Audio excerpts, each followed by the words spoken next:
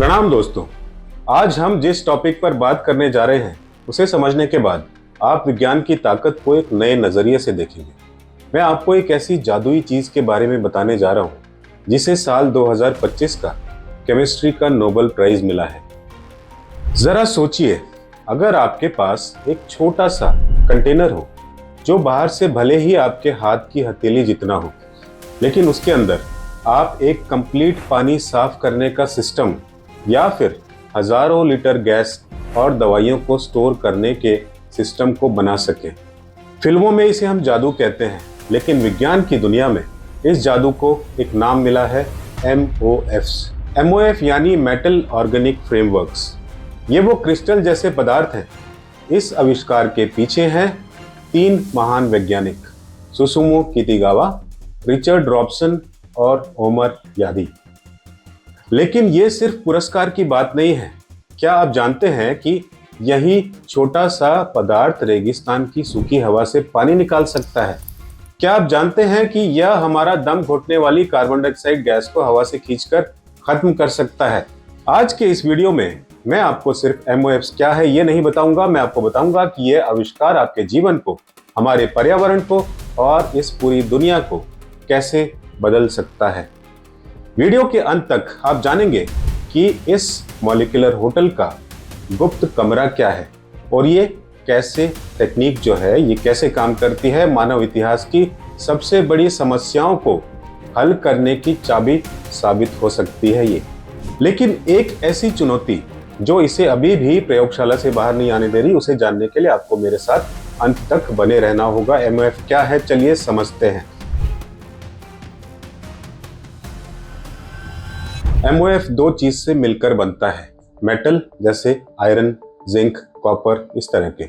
Organic parts carbon से बना होता है जिसे लिंकर्स कहते हैं। MOF एक स्पॉन्ज जैसा ढांचा होता है जो मेटल और ऑर्गेनिक पार्ट से मिलकर बनता है। जब ये दोनों मिलते हैं तो एक जाली जैसा 3D स्ट्रक्चर बन जाता है, जैसे कि इमारत का स्केलेटन। इसलिए हम कहते हैं MOF एक स्पॉन्ज जैसा स्ट्रक्चर है, क्योंकि जैसे स्पॉन्ज पानी को सोख लेता है, वैसे ही MOF अपने अंदर गैस या अन्य मॉलिक्यूल्स को रख सकता है। इस स्ट्रक्चर के अंदर बहुत सी छोटी छोटी खाली जगह यानी स्पेस होती है जिसमें हवा या गैस जाकर ट्रैप हो जाती है। इसी वजह से वैज्ञानिक इसे मॉलिक्यूलर होटल या अणुओं के अंदर के कमरे कहते हैं। बाहरी रूप से यह बस एक छोटे से पाउडर जैसा दिखता है, लेकिन अंदर इसकी दुनिया बहुत बड़ी होती है। तो क्या आप अंदाजा लगा सकते हैं, सिर्फ 1 ग्राम MOF के अंदर इतनी सारी जगह होती है जो हजारों वर्ग तक फैल सकती है।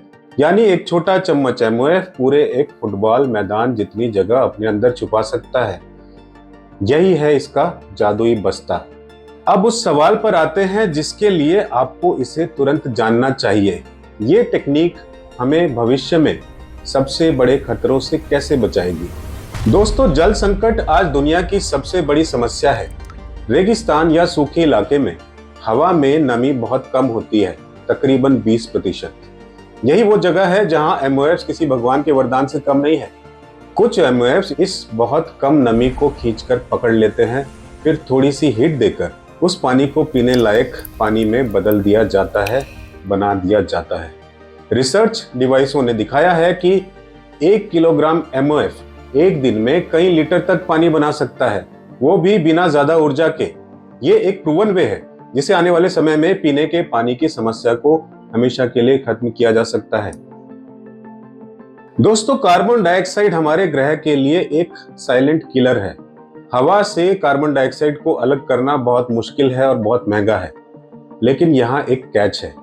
MOFs को हम इस तरह डिजाइन कर सकते हैं कि वो सीधे हवा से कार्बन डाइऑक्साइड को पकड़ ले।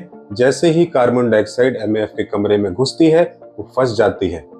यह एक इजी हैक है जो हमें ग्रीन हाउस गैस इमिशंस कम करने में एक बड़ा हथियार दे सकता है।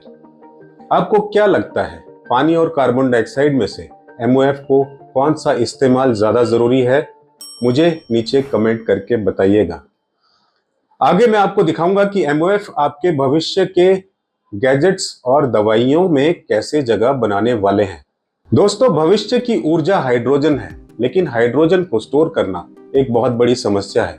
या तो बहुत ठंडा करना पड़ता है या बहुत ज्यादा प्रेशर टैंक में भरकर स्टोर किया जा सकता है।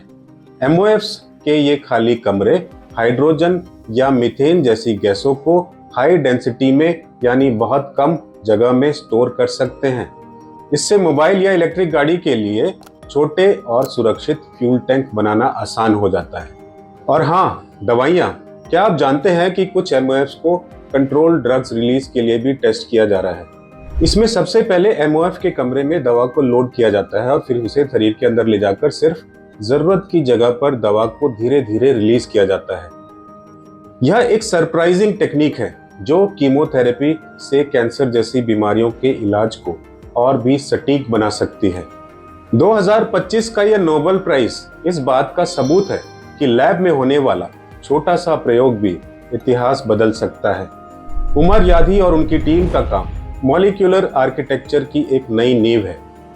जब भी किसी वैज्ञानिक को सफलता मिलती है तो यह हम सबको प्रेरित करती है कि मानव मस्तिष्क की शक्ति के आगे कोई चुनौती बड़ी नहीं है। लेकिन दोस्तों, जहां इतना एक्साइटमेंट है वहां एक बड़ा खतरा भी है। अगर यह टेक्निक इतनी अच्छी है तो आज तक हर जगह क्यों नहीं है?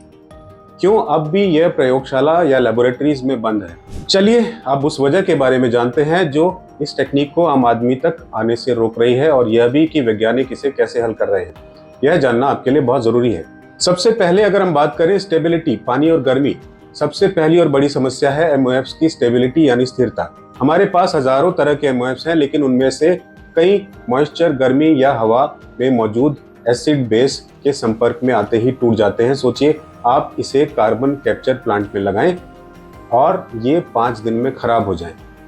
प्रैक्टिकल एप्लीकेशन के लिए इसमें ऐसे स्टेबल एमओएफ्स चाहिए जो कम से कम 10 से 20 साल तक काम करें। दूसरा है लागत और बड़े पैमाने पर उत्पादन, यानी कि कॉस्ट एंड स्केल अप। लोग सोचते हैं कि जो लैब में बन गया वो फैक्ट्री में भी आसानी से बन जाएगा, लेकिन एमओएफ्स को बनाने के लिए इस्तेमाल किए जाने वाले कुछ ऑर्गेनिक लिंकर्स बहुत महंगे होते हैं। हमें सस्ते, टिकाऊ और आसान तरीके चाहिए ताकि 1 ग्राम एमओएफ का उत्पादन लगभग 8,000 की जगह 80 रुपए में हो सके। तभी यह टेक्निक जो है इंडस्ट्रियल प्लांट्स में लग पाएगी। तीसरी अगर हम बात करें सुरक्षा और पर्यावरण, कुछ एमओएफ्स में ऐसे धातु, मेटल्स या लिंकर्स इस्तेमाल हो सकते हैं जो पर्यावरण के लिए टॉक्सिक हो। इसलिए हमें यह भी याद रखना होगा कि इनके इस्तेमाल से लेकर डिस्पोजल तक ये पर्यावरण के लिए पूरी तरह से सुरक्षित रहें। लेकिन अच्छी खबर यह है कि दुनिया भर की रिसर्च लैब और इंडस्ट्रीज अब मिलकर इन चुनौतियों पर काम कर रही है। वे पानी और गर्मी से लड़ने वाले एमओएस बना रहे हैं और साथ ही उनके उत्पादन का सस्ता और बड़े पैमाने पर बनाने की कोशिश भी कर रहे हैं। इसलिए इस क्रांति की शुरुआत हो चुकी है। हमें बस इंतजार है कि इसे पूरी दुनिया में ये कब फैलने वाला है। ये वो जादुई बस्ते हैं जो हमें जल संकट, जलवायु परिवर्तन और ऊर्जा भंडारण जैसी सदियों पुरानी समस्याओं को हल करने में मदद कर सकते हैं। दोस्तों, यह थी 2025 के नोबेल प्राइज विजेता एमओएफ्स की पूरी कहानी। मुझे पूरी उम्मीद है कि आपको इस जादुई बस्ते के बारे में जानकर मजा आया होगा और आप प्रेरित हुए होंगे। अगर ये वीडियो आपको पसंद आया हो तो ऐसी ही और अद्भुत कहानी और विज्ञान की वीडियो देखने के लिए हमें लाइक कीजिएगा, सब्सक्राइब कीजिएगा चैनल को और लोगों से शेयर भी कीजिएगा।